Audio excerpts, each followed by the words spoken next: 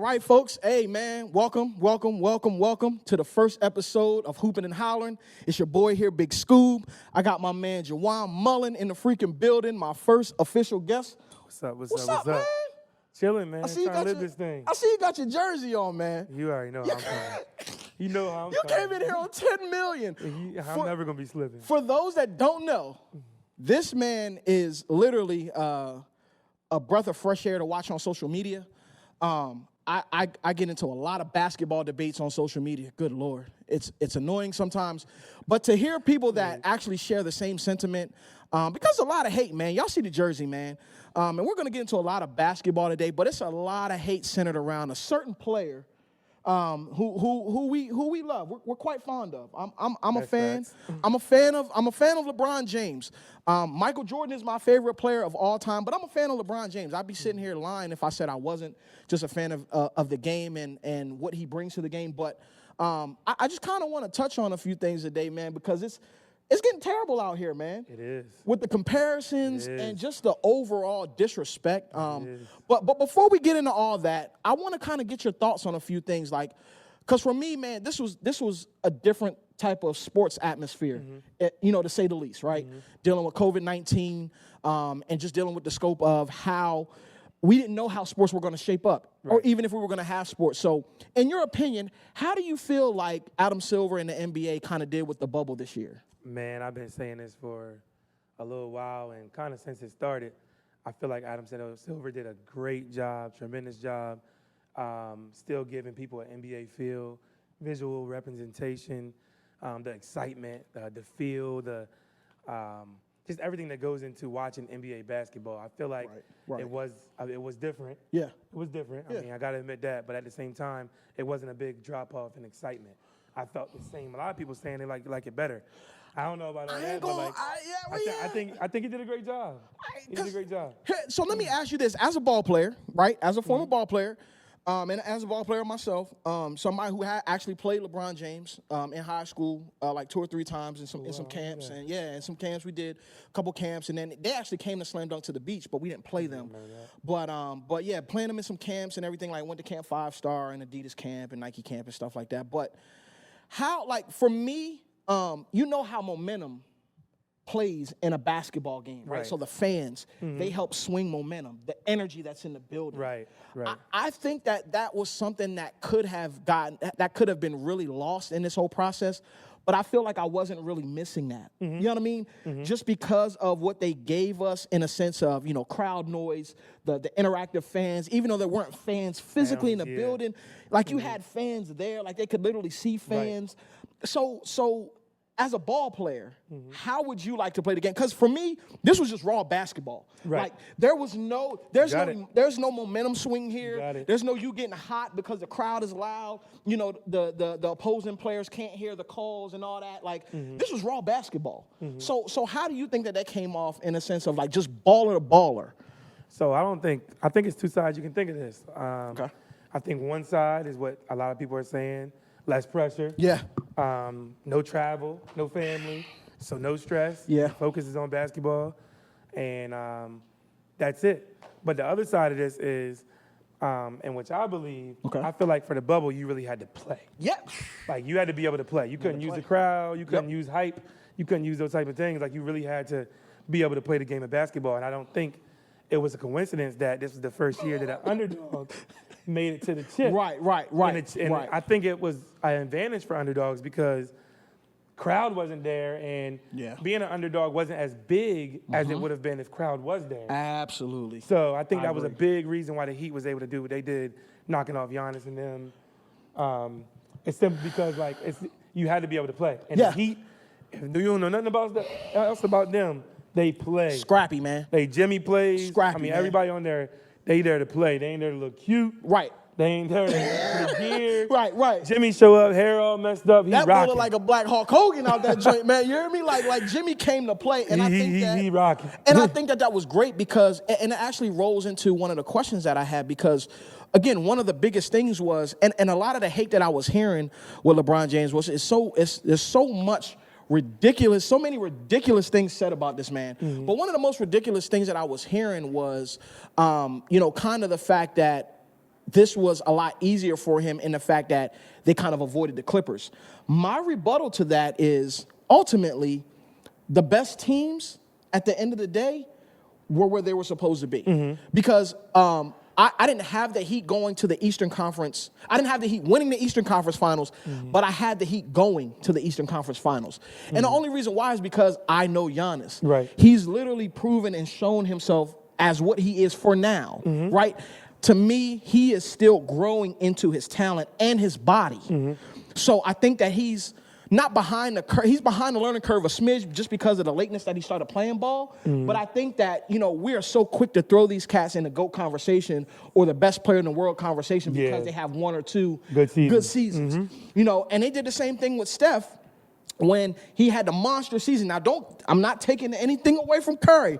Everybody out there, I'm not taking anything away from Curry. Right. But to put this man, first the unanimous MVP, right? Then to come back the second time, and then for LeBron to put on the show that he put on in 2016, coming back down 3-1, aside from the Draymond situation, the disrespect that this man gets and the way he shows up for work every single day, even in this finals, they were putting it. Anthony Davis basically lost the MVP to Bron. You know what I mean? But how do you feel like some of these players are compared, and when it comes to LeBron James, and they give them this best player in the world title just haphazardly? Yeah, I agree with you.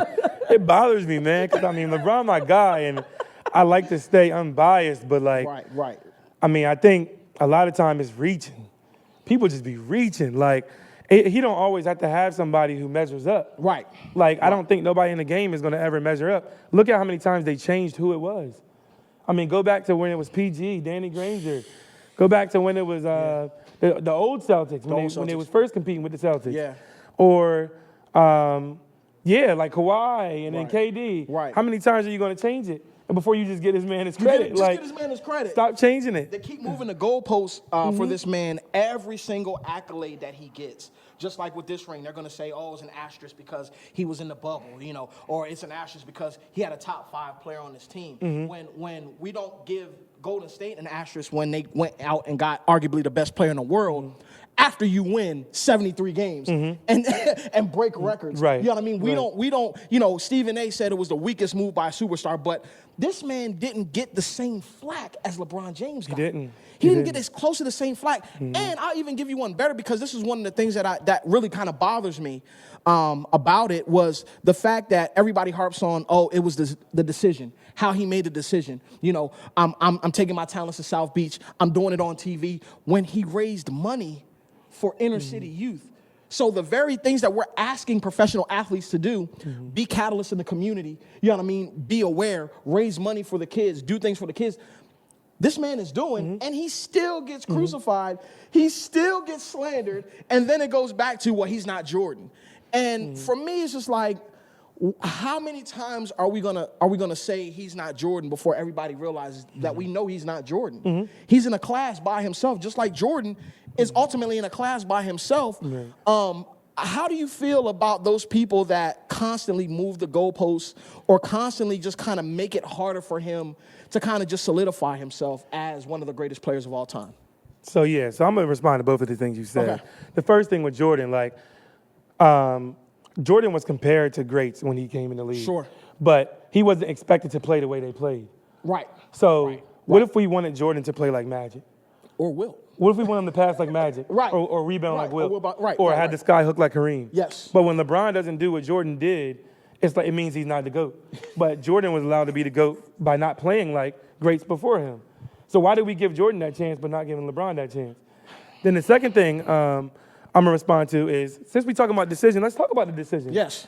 I do my homework. Right. So the 3 years before LeBron went to the Heat, they didn't win a playoff series. At all. So he went to a rebuilding team, team that was about to go into rebuilding mode. Right.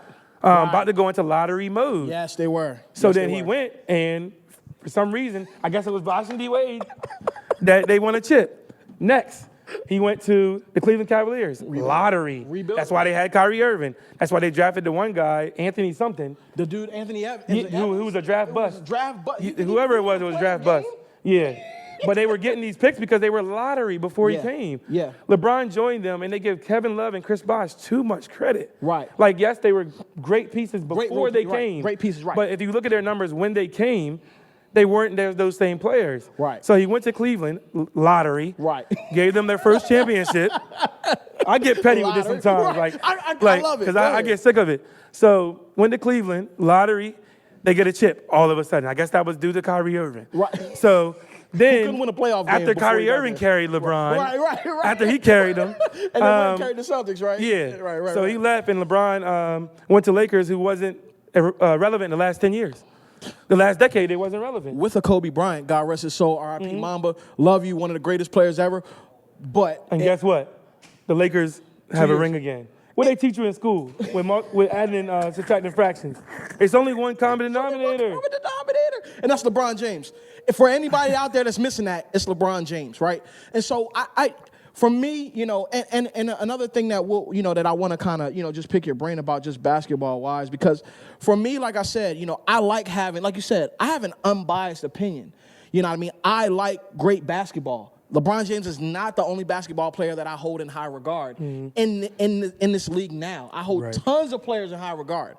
I'm a Kevin Durant fan. I love KD, one of the best scorers that I've ever had the opportunity to see, just with the arsenal of moves that he has, just with the competitive nature that he has. The boy hardly can miss. Mid-range game, I don't know anybody that's had a better mid-range game. Even with Jordan, I don't know anybody that has a better mid-range game than Kevin Durant. He's a killer. You know what I mean? But for me, still, how do you lead is more so what constitutes me as defining you as an all-time great, right? So the thing that separated Magic, or the thing that separated Kareem, or the thing that separated Wilt was they were catalysts and leaders on their squads. And so that's the one thing I think that also gets pushed to the side about LeBron James.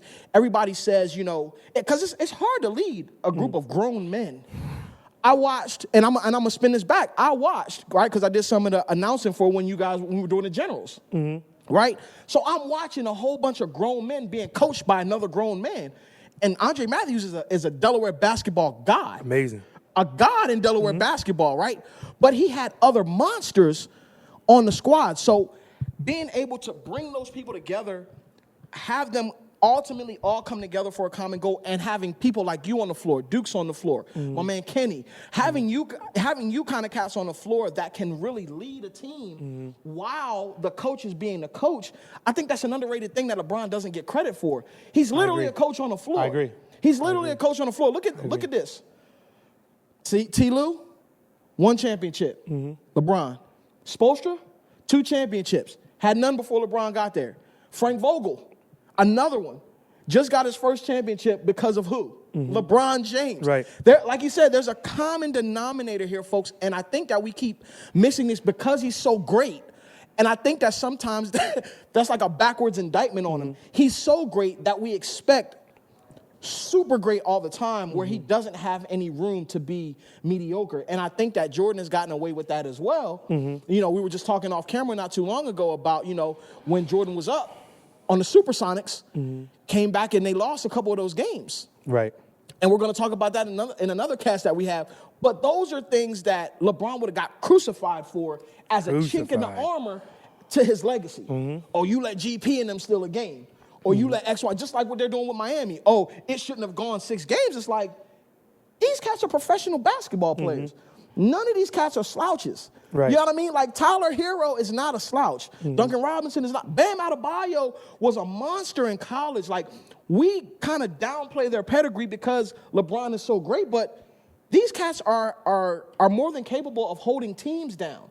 They're not just pieces that you can put into a puzzle. Right. Jimmy came down there and kind of rounded out that whole thing, but that was a young team that was on the verge of greatness. So I just want to know, like, from you, for you, what constitutes, continued greatness, or what constitutes, why does this man get so much backlash or so much, just rebellion against his greatness because he's been so great? Like, does that make sense? Yeah. So first of all, I want to go back to what you said a while ago, like, because I get petty with this too, like I said, like, and when you brought up Frank Vogel, I was thinking about back when Paul George and Roy Hibbert was so relevant, and now we're in a whole different time, and Paul George is getting crucified right now for his lack of performance. but LeBron is still great. Ain't that ironic? So Paul George couldn't give Frank Vogel one. Nope. Now guess who gave him one? Deion Waiters. He played with KD before.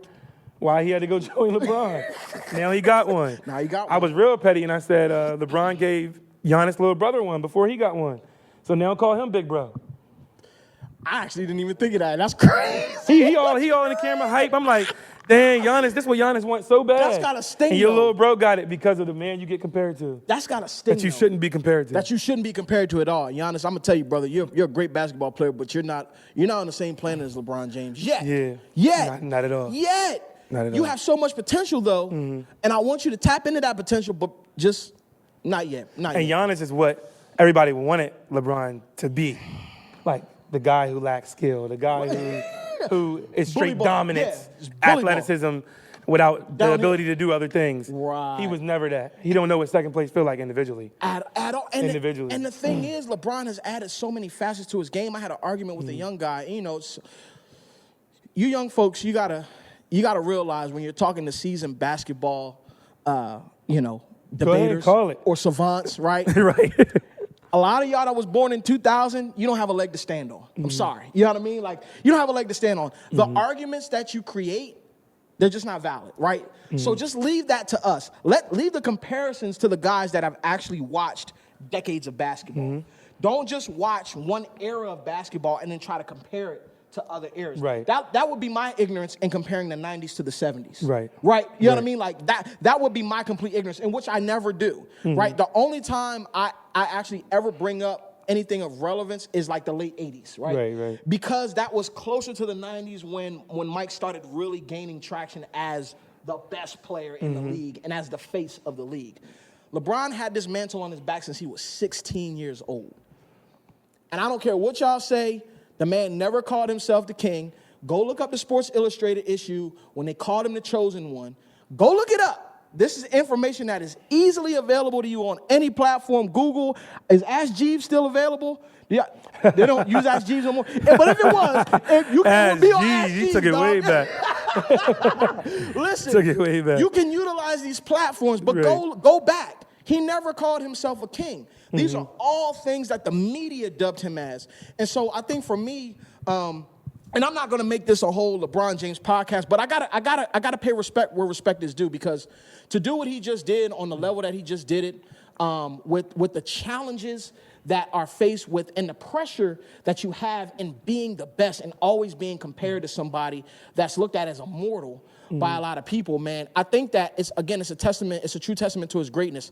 Now, I think that, next year, if we go back to regular games, they're going to find a way to move the goalposts one more time. Yeah, they already did. Yeah.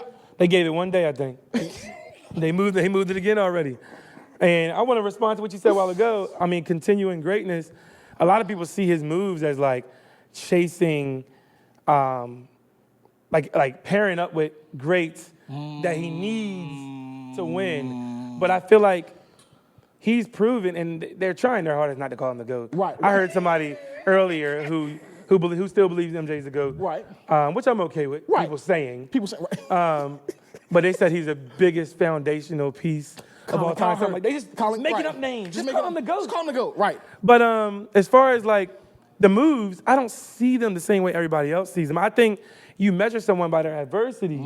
And Jordan had a system where he had Scottie, and before Scottie, he struggled big. Great. And he had Phil. He had the Bull system.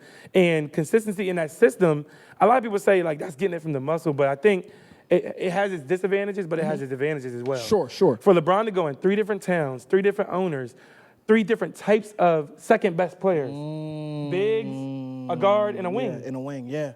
All 3 types. It's showing that it does not matter who he has. Like, it does not matter. You can throw whatever at him. Just give him something. Just give him something. Don't give him Ricky Davis. Right. Don't give him J.J. Hickson. And he's proved that he get it done. I mean, by any means, he gets it done.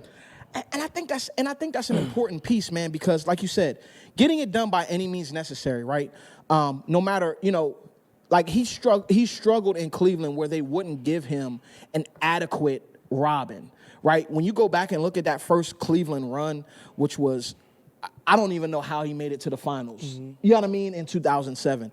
with that team, you're not supposed to go. Like Zydrunas Ilgauskas, like, are we serious? Mm-hmm. Like, that's the comparable big man that you're going to give this man? You're going to give – I mean, even look at Carlos Boozer. Carlos Boozer's best years came with LeBron, even though he didn't want LeBron there, and then when he got to Chicago, in which he had to see LeBron again. Right. He had to see him. So that 2006, that D Rose, that prime D Rose, that MVP D Rose that they shut down. Mm-hmm. Again, this is a testament to his greatness. Who shut him down?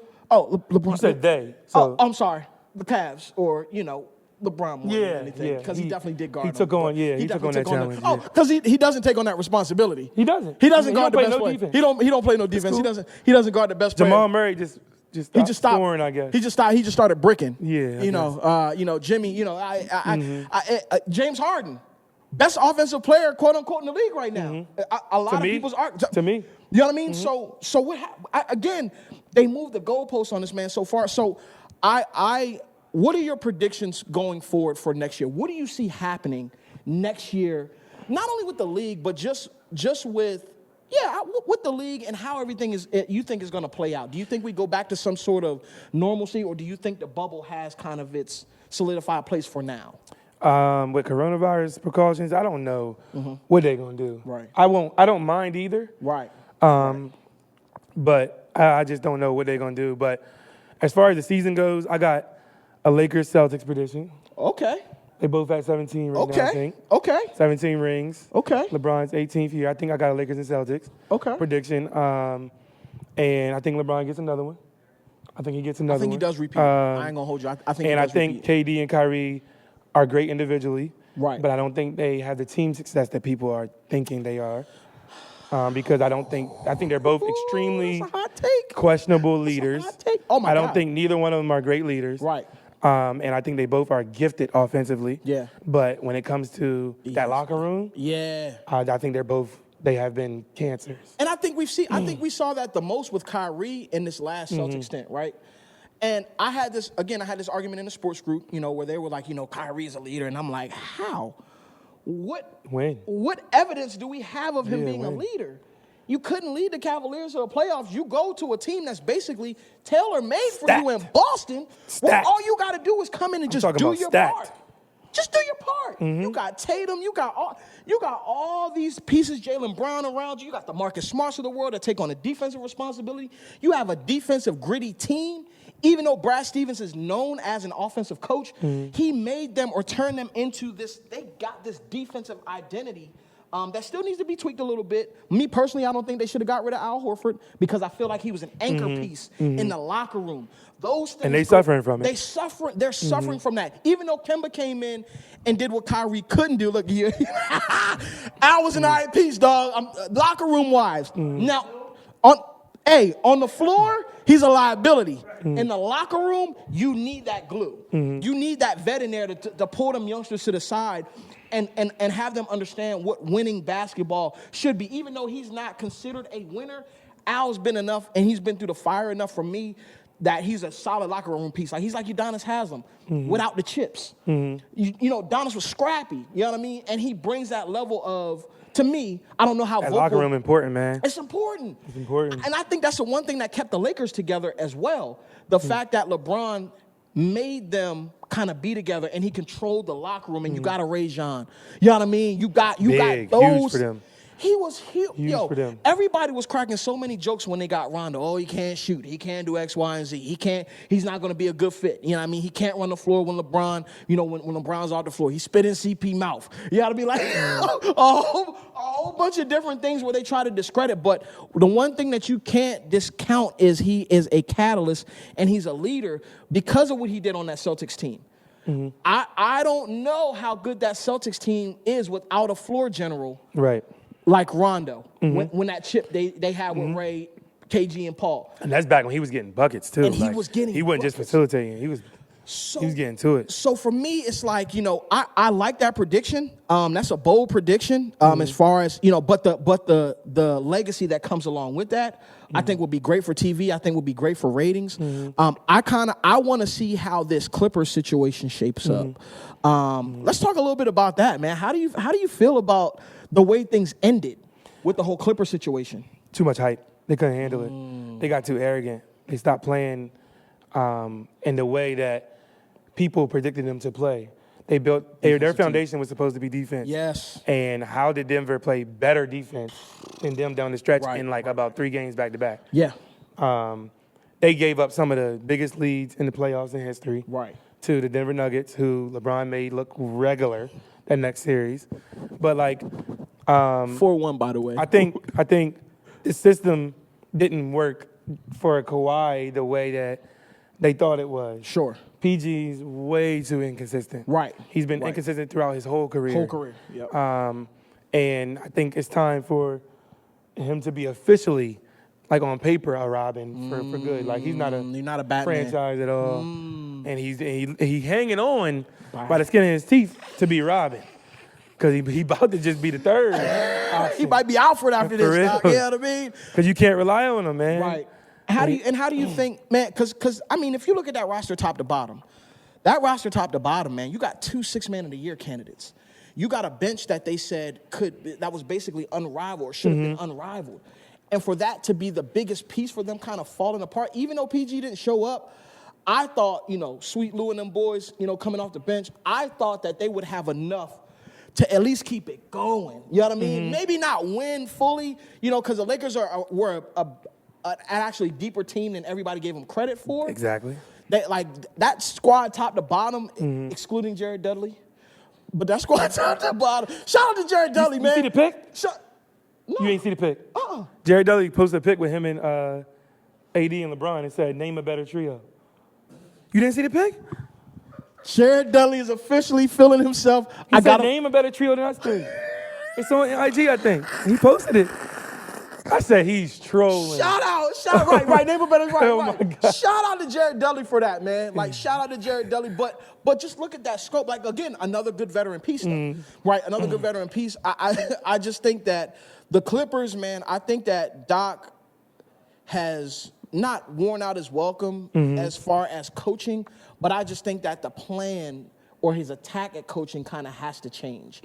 I don't think that he can get away with the same things that he got away with, even in Boston, right? And a lot of people will say, and I don't know how true you may think this is, but a lot of people say, Doc hasn't been the same, especially on the defensive end, since him and Tom Thibodeau. Their relationship kind of went, you know what I mean? They're not together. So, Thibs was the defensive mind, and then Doc called the offensive shots. How true do you feel like that is? I think it was a lot of stuff going on under the table in Los Angeles with the Clippers. Okay. They're a horrible organization. They've been historically a horrible organization. Right. And they still are. And a lot of people think when you get players, it's supposed to just work. Yeah. And they diminish the importance of organizational success and planning and structure. Yeah. Because, we know what happened a couple years ago with the whole racism thing. Yes. The Clippers organization has had so many distractions under the table and things that have been exposed that I think it was a lot of pressure on Doc to be almost, he had an impossible job pretty much. Yeah, I think he's going to feel free in this Philly situation. Yeah. And to be honest, the following year, I got the Sixers in the championship against the Lakers. Really? So how do you think that plays out with Doc and Ben Simmons and Embiid? Do you think that he's able to get through to Embiid and ultimately get him to a place of, we got some doubters in the building. How do you feel like that situation plays out? Do you think that he gets to Joel to the point where he lights the fire under him to play like the player we think he can be? So I don't know if you know this, but the Warriors have a very, very early draft pick. Really? Okay. Okay. So my prediction is they're going to trade Ben Simmons to the Warriors. Wow. For that early draft pick. Another hot take, y'all. They're going to get LaMelo Ball. The Sixers are. Okay. And him and Joel are going to do their thing. Okay. Ben Simmons is going to be the perfect fit for the Warriors because he's a penetrator with shooters around him. Right. And if that doesn't happen, I think Doc is a great coach. I think it'll work. Ben is a listener.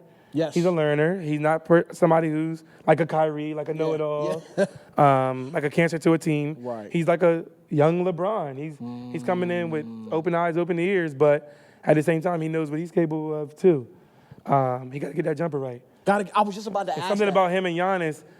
Giannis worked on his, but he didn't work on form. Right. So it still takes him way too long to get it off. Right. And Ben, the same thing. Like, he has to work on his period. Just period, right? Just the confidence alone. But yeah, Ben got to get that jumper right. And because, we in the league now. You got to be able to make them. You got to be able to make them. You got to be able to make them. And you can't be afraid to take them. Yeah. Right? You got to be able to make them, and you can't be afraid to take them. And I think that that's important in Ben's career because he's a jump shot away from being somebody that we could look at as the next best player because he has all the intangibles. He's long, he's tall, he can handle the ball, he can run an offense. The only thing that's missing, he can get to the lane, he can penetrate, he can dish, he can find the right man, he'll make the right basketball play. The only thing that he's missing is him being an actual threat from the three-point line. You know what I mean? Because people are literally playing off him and allowing him, you got to beat us with the shot. You know what I mean? Right. And I think it was kind of ironic that they kind of dragged it back-to-back like that with Ben Simmons and then Fultz, two people that have terrible issues with jumpers, you know what I mean? And trying to fix the mechanics of their shot. Right. And it just not kind of really panning out. So I'm going to ask you this. Do you feel like they wasted time with Brett Brown being the coach? I know that's probably a definite yes. But in your opinion, because again, who else do you feel like, or who else do you think could have nurtured Ben that may not be a coach or could have been a better fit for Ben in his first couple years? Great question. I think they did waste their time with Brett Brown. Right. I also think their organization made some moves, getting rid of that locker room piece, JJ Redick, and just some guys that, a lot of those moves, some teams you be like, okay, I see what they're trying to do here, whether it works or not. Whether it works or and not. And then the Sixers, you like, well, why did they do that? Like drafting two guys who struggle with jumpers back to back. Right, with nobody that can literally coach them to becoming better jump shooters. Yeah, no assistants on the staff that you can think like, okay, you got a shooting coach that can get this right. Right. I think Philly is another one of those organizations where, like the Knicks of recent, and the Clippers, as I said earlier, that they're not creating from a macro level success for their teams. Right. And once again, people think players are everything, and when has that ever been the case in any field of life? In any field, right. You're always a product of what you belong to. Right. The organization, coach, supervisor, whatever it is. Sure. But yeah, I think the Sixers are going to figure it out in 2. Okay. And the East is getting real interesting. It's actually because the Heat coming through like that out of nowhere. It just made things a lot more wild at the top. I think that those 4 teams, like you said, I'm looking at, and I want to get your take on Brooklyn too in a second, because I'm curious as to how you insert a Kyrie into a situation like that, where he was making a lot of accusations and statements from the bench, and he's not even playing yet. How do you think that goes forward with their trajectory? I think, like you said, for me, I don't think that they have, like you said, enough locker room chemistry. Like, for me, they should have may have tried to keep a Jared Dudley. You know what I mean? So he could kind of balance out that. But what do you think that they will need going forward to kind of make sure that that team stays intact? Because, Steve Nash was a great pickup. Would I have liked to have seen maybe a different coach in there?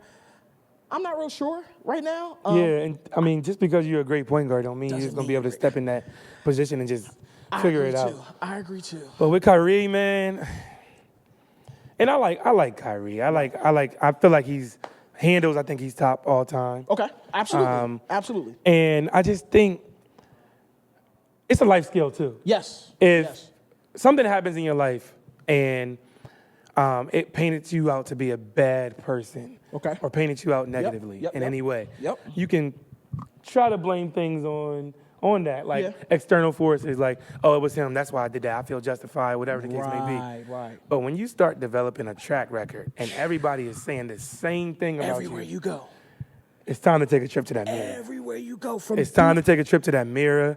He got to shut his mouth sometimes. He says too much and does not enough. I think Kyrie is you're at a point in your now where you didn't win anything before LeBron. Right. You didn't win anything yet without him.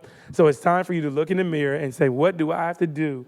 Because I'm still learning. I don't have it all figured out. At all. Just because my dad was nice, just because I got handles and I feel like nobody has moves like me, I learned from Kobe, whatever, does not mean you have it all figured out.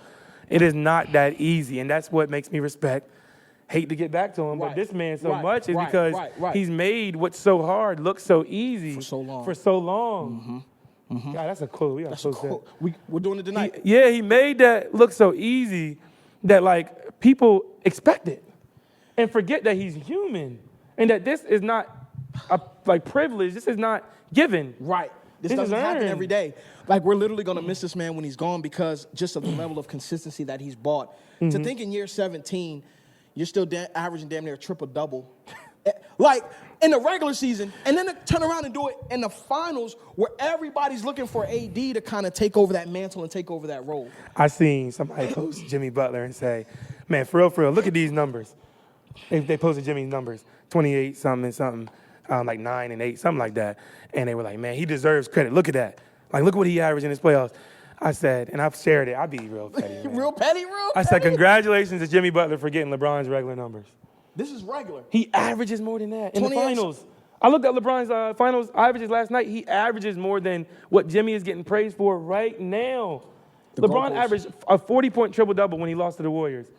We didn't hear none of this. Goalposts. We didn't hear none of this. None of that.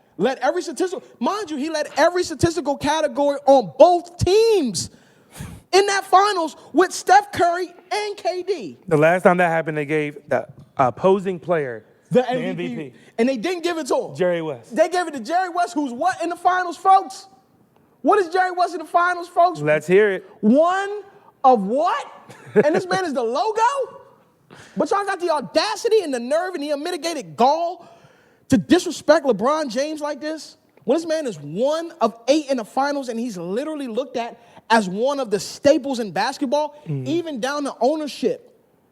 Even down to ownership. What were they saying? Oh, Jerry West is in the building. You know what I mean? So that like I just don't understand why it's so hard for people to give this man his respect. And, you know, looking at basketball going forward, do you think that there will ever be another talent? Do you think we'll ever see this again in our lifetime? Because we said the same thing about Jordan. We didn't know what we were going to get. You know what I mean? Kobe tried, but it just, you know. Right. Until LBJ came in the league and just kind of literally turned the league on its head, do you think that we'll ever see a talent like this again? I think, once again, like, it's so hard to come up with a reason as to why LeBron gets so disrespected. It's hard. I mean, I'd be fishing, like, what is it? And if I can go deeper, like, I think, you know, people don't like what seems like, I'm using seems like, what seems like is perfect. Okay. LeBron's been favored since, once again, you said middle school. He's been in first place since middle school, and a lot of people don't like people who are favored, people who always was on top, always, like, it makes them feel like they never had to work. So that brings up stuff for people. That brings up insecurities in people. Yeah, like, it shows. It brings up things like, well, what is so good about him? Like, why can't And they start measuring their own self up to this. Like, of course, not on his level because they're not there, but I'm saying it's people right in their circle that are LeBron's in their circle. And I think that's what I've been able to come up with as far as why, I mean, this man is a tremendous person. Yeah. He's a role model for anybody's kid. Right. He would be anybody's first draft pick. Right. On a team. I don't care what you say. Anybody's. We don't know much about Jordan's character or Kobe's character. They were pretty private dudes. Yeah. But from what we can see, I mean, I'm not saying it's a comparison of personalities, but I just don't get why they chose LeBron to deliver. I mean, people hated Jordan. Right. People hated Kobe. Not to this extent. But I don't think it was that close. Not to this extent. I don't think it was close. It's not even, it's by a landslide. And I think that, like you said, those insecurities, man, and you brought up something that was crazy because I was looking at your story when I inboxed you, and you were talking, and it was like 3 a.m, and you were like, this is the stuff that people don't see, right? The grind that people don't see, right? You see, you know, the house, and you see, you know, what I've accomplished. But you don't see me up at 2, 3 in the morning having to deal with a child and be a parent all day and then have to go and write a 15-page paper. And people don't see the work that this man has had to put in order to be great and maintain greatness.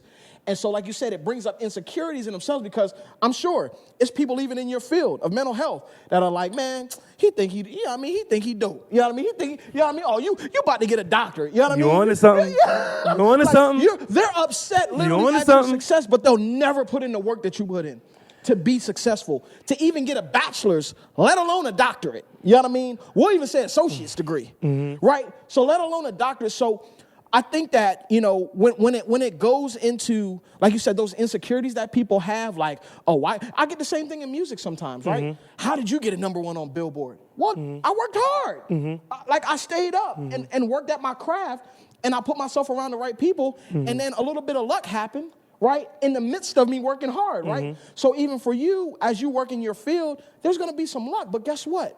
That hard work, you could live off your pop name alone in the mental health field. Let's just keep it a buck.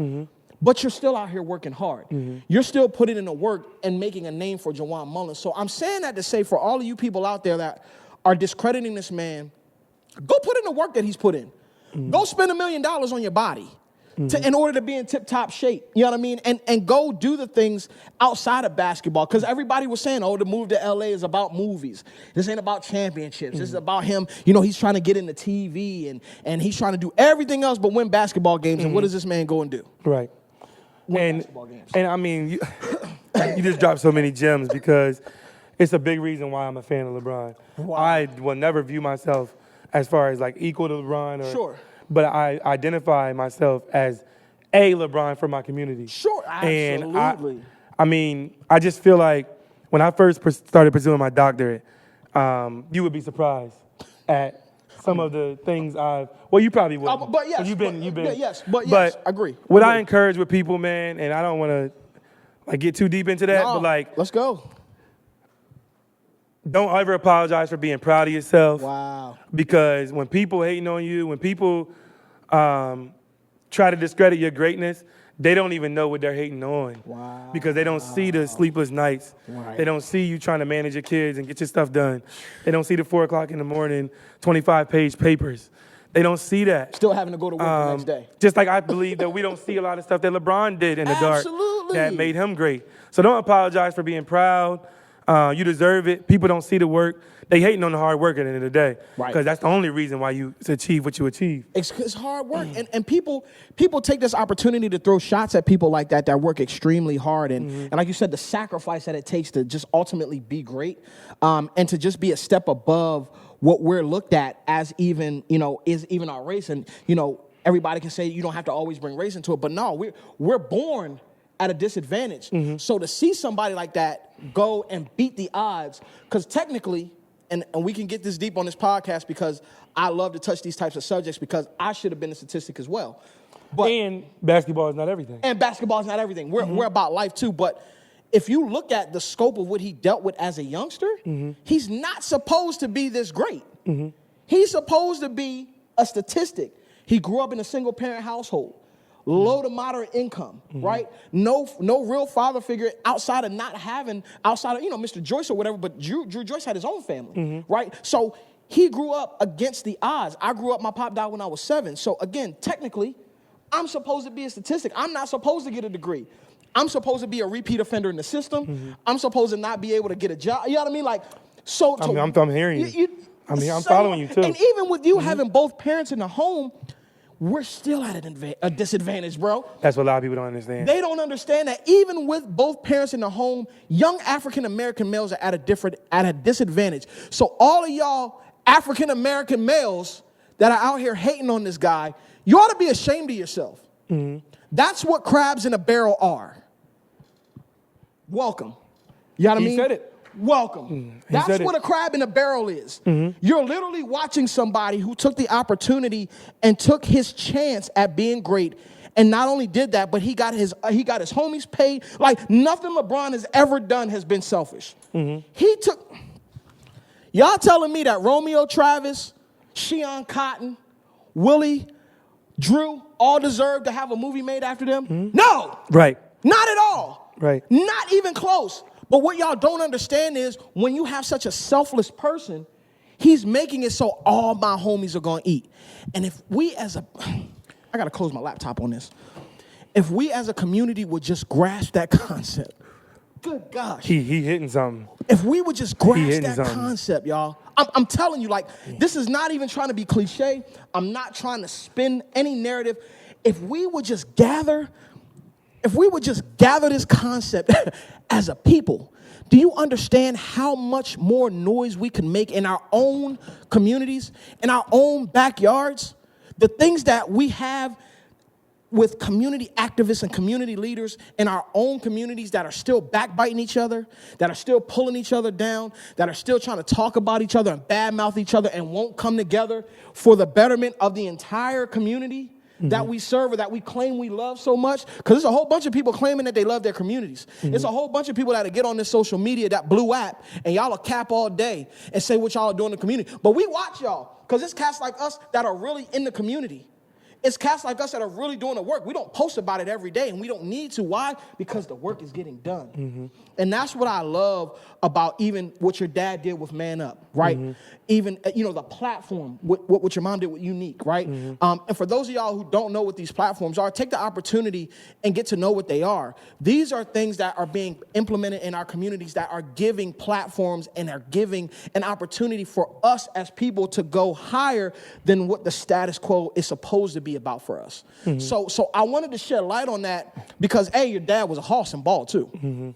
That was a hoss and ball. But I'm looking at, again, that crab in the barrel mentality that we have. How dare you go out and be great, Juwan Mullen? Right. How dare you go and provide for your daughter? What a sucker you are. What am I supposed to do? That's what we think like. How dare you, Jalen, go be great and work for the Phillies? How dare you, dog? How dare you, Charlie? How dare you start a business with your wife, with a production company? How dare you?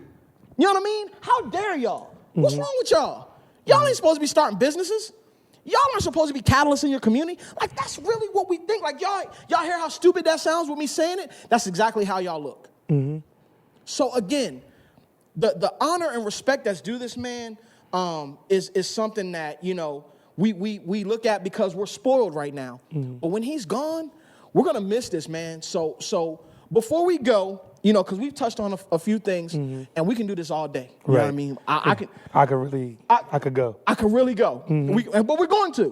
Right. We're going to, because this platform is designed and it's allotted for us to come together. That's why it's called Hoopin and Hollerin, right? We're going to talk about hooping in sports, but we're going to touch on some real issues.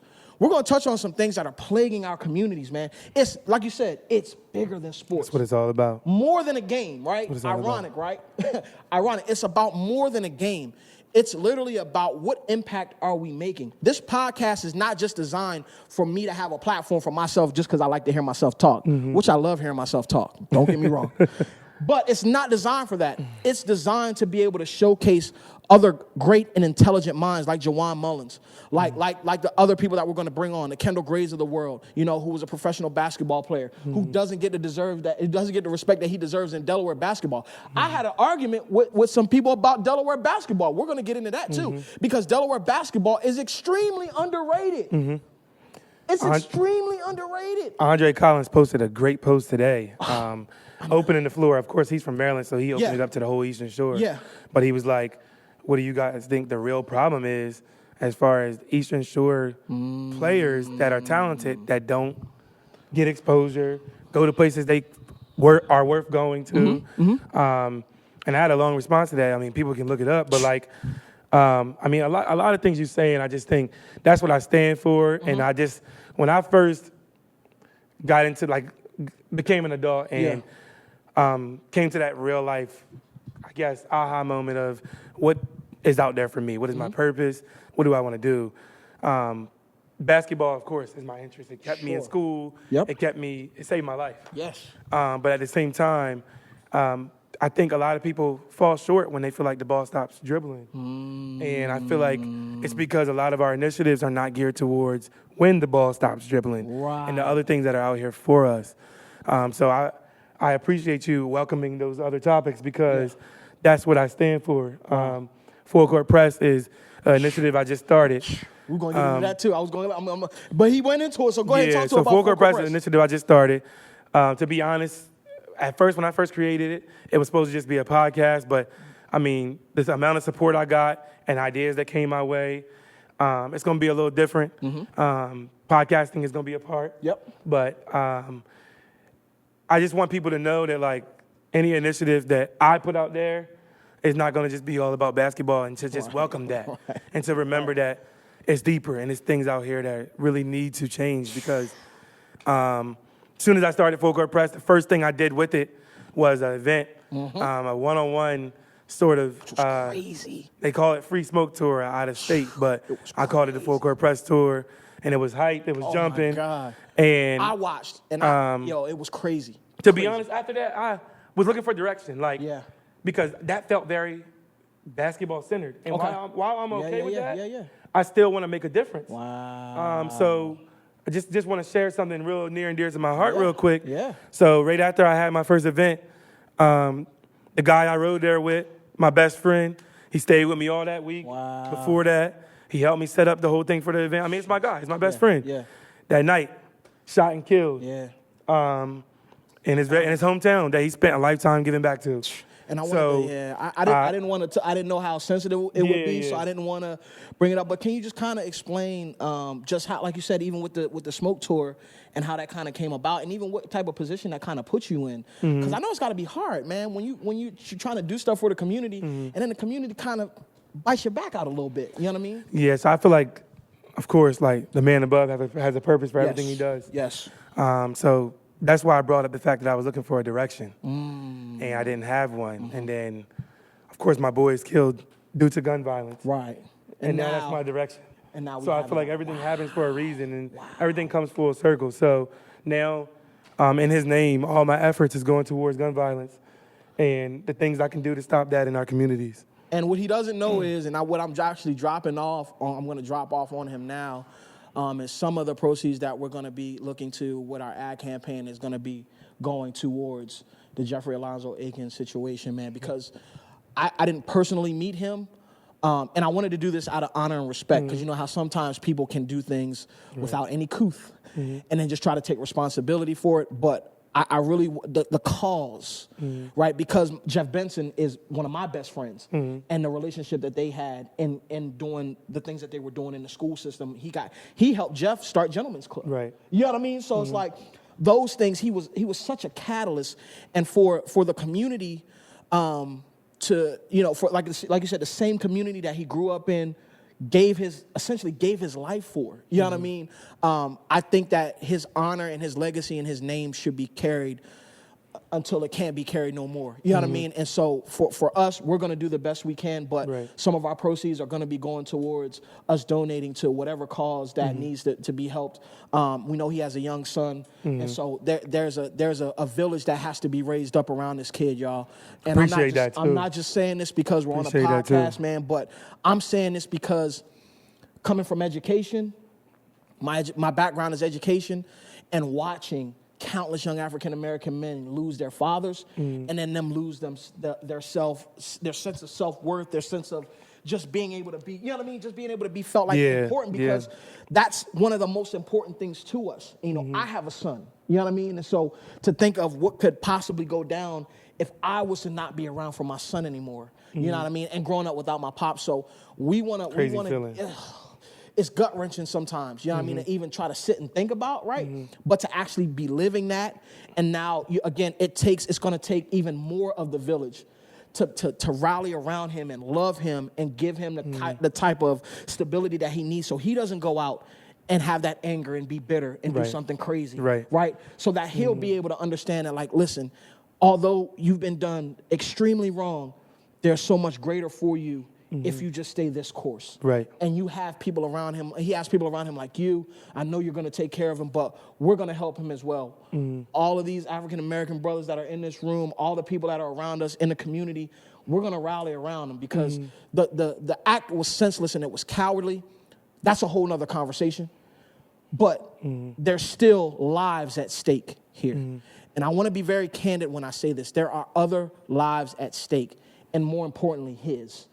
That young man deserves his entire life. And we, as a community, as African-American men, you know what I mean, it's our responsibility and our duty.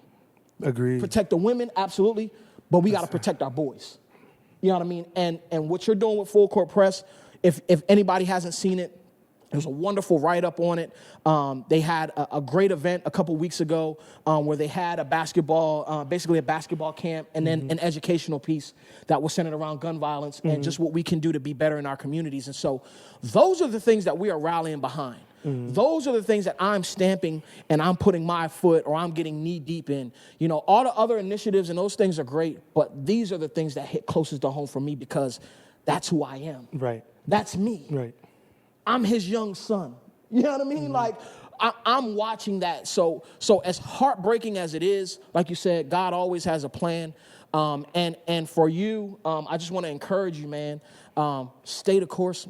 You know what I mean? Appreciate you. Don't let anything deter you from anything. Don't let anything stop you from being great. And if nobody else tells you, bro, you are great and you're a catalyst in your community. And that's one of the main reasons why I wanted to bring you on and be a reoccurring fixture on this piece, because you touch the community in so many different ways, man. And basketball is just one way, right? Mental health is just one way, right? The community activism is just one way. But if I can get everybody to see how great you are, you know, it'll bring more attention and more awareness to what you're doing. Not for accolades, folks, because there's a lot of y'all out there that'll do this just to get recognized. He's one person that I know that has never done this for accolades, even with the Free Smoke Tour. He put that joint on because a whole bunch of cats was talking noise against each other. And he was just like, yo, shut up and play ball. I'm going to give you the opportunity. I'm going to give you the court. I'm going to set it up. I got the ref. We're going to take care of everything.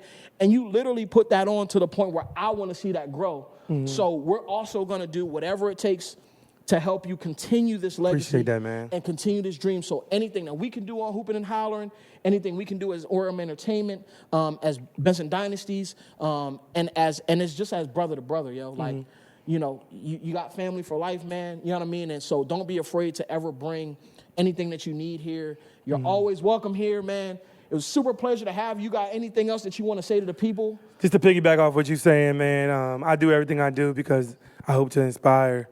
I want a kid to see me and not to see just the doctorate, just the master's, just the basketball. I want them to see the special ed in elementary school. I want them to see that I was called slow. I want them to see that I almost didn't make it. And if I'd have believed the people who doubted me, I would have never made it. I want a mom who has a son that she's struggling to parent, struggling to get to school, see what my mom went through, and see That's power. I'm going to just say it, the hell I put her power. through. Yeah, that's power. And I want them to see that. And I want them to use that and say, wow, I have a chance.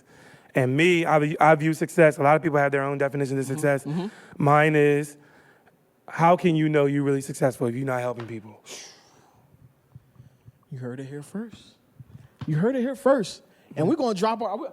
If you ain't got nothing else to drop, I'm going to leave that good. there. I'm good. I'm going to leave that there because he literally just dropped a bomb on y'all, right? So we're looking at, listen, I want y'all to get comfortable with these faces, get comfortable with this platform. Hoopin' and Hollerin' is going to be something that we got is going to be really special, man.